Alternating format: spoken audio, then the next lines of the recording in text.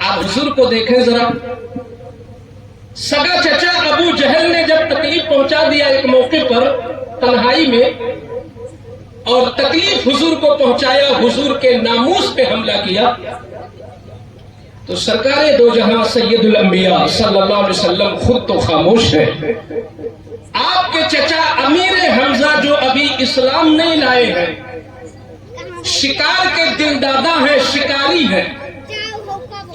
ہیں، ادھر وہ جنگل کا شکار کر رہے تھے، ادھر ابو جہل محمد عربی صلی اللہ علیہ وسلم کی توہین کر دیا۔ واپس آئے سینہ کھلا کر، تو چھوڑ لڑکی نے کہا کہ آپ اتنے غرور میں ہیں کہ شکار کر کے آئے، آپ کو پتہ نہیں کہ ان کے ساتھ کیا ہوا بھتیجے کے ساتھ؟ تو جانتے ہو کیا کیا؟ خون کی گرمی، نبی مان کر نہیں بھتیجا مان کر، نبی مان کر نہیں بھتیجا مان کر خون میں گرمی آئی، اور اتنے جری تھے، اتنے بہادر تھے کہ بغیر بحث کیے ہوئے، پوچھا بھی نہیں کہ کیا ہوا، اور ڈائریکٹ جا کے ابو جہل پہ حملہ کر دیا، سر سے خون بہا۔ اب وہ خوش ہوئے اندر سے امیر حمزہ کہ ابھی خبر دوں گا بھتیجے کو تو خوش ہو جائے گا۔ گئے، کہتے ہیں آپ غمگین کیوں ہیں؟ میں نے تو لے لیا بدلہ ابو جہل سے۔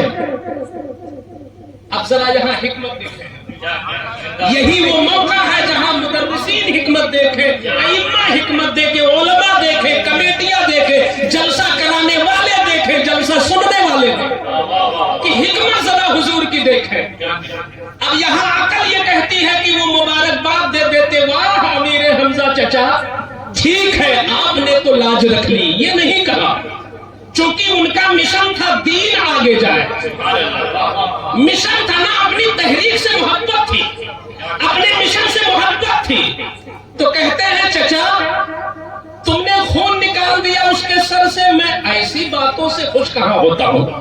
آپ کسی کو زخمی کر دیں میں اس سے خوش نہیں ہوتا، آپ میرے نام پہ کسی کو مار دیں میں خوش نہیں ہوتا، پھر کس سے خوش ہوتے ہیں؟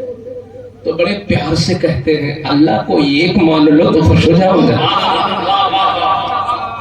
تین کلمہ پڑھ لو خوش ہو جاؤں گا۔ یہ ہے حکمت، یہ ہے حکمت۔ ہمارے ان بزرگوں نے جن کو آپ امین شریعت کہتے ہو، وہ ہماری آپ کی طرح مہینے میں یا 15 دن میں ایک دن کہیں صرف اس طرح بلند آواز میں دین نہیں بتایا ہے، وہ اس لیے یہ پورا علاقہ ان کا دل دادا ہے، اور برسوں کے بعد بھی ان کا رنگ اس لیے چوکھا نظر آتا ہے کہ انہوں نے حکمت کے ساتھ دین پھیلایا، اور یہ دیکھا کہ سامنے والے کی طبیعت کیسی ہے، جیسی طبیعت دیکھا، جیسا مزاج دیکھا، جیسی سوچ دیکھی، جیسی فکر دیکھی، وہی مسلک اعلیٰ حضرت کا رنگ بھر دیا اور اس کو پکا سنی بنا دیا۔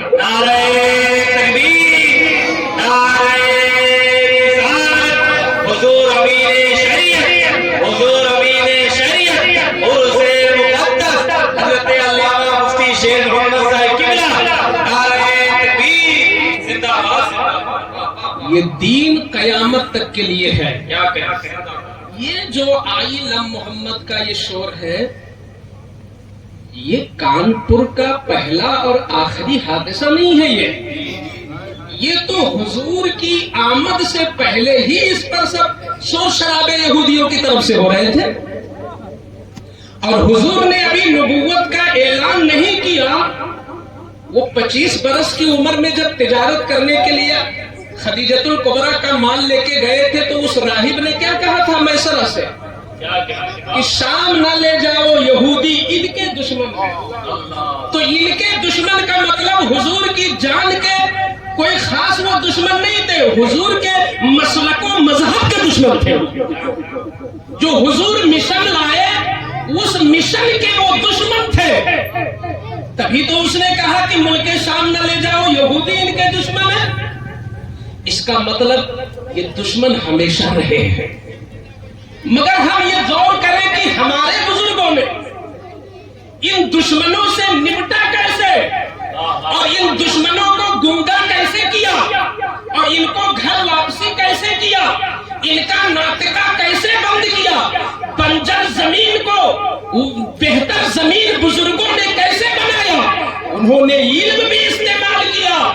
حکمت بھی استعمال کیا، علم بھی استعمال کیا، اپنا عمل بھی استعمال کیا۔